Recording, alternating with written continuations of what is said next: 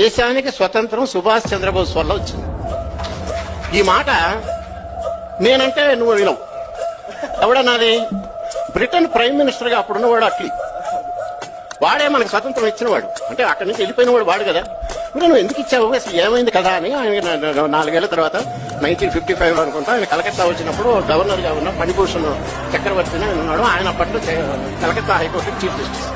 ఈయన పోయి అడిగాడు, అయ్యా మీరు స్వతంత్రం ఎందుకు ఇచ్చారు, ఎందుకు వెళ్ళారని. అంటే చాలా ఉన్నాయి. ముఖ్యంగా ఈ సైన్యంలో తిరుగుబాటు వచ్చింది.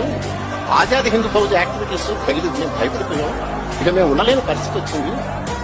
అందుకని వెళ్ళిపోవాల్సింది. ప్రధానంగా Subhash Chandrabose active and INA Indian national army activities వల్ల అన్నారు. ఆయన రెండో క్వశ్చన్ అడిగాడు, మరి Gandhi what the impact of Gandhi అన్నాడు.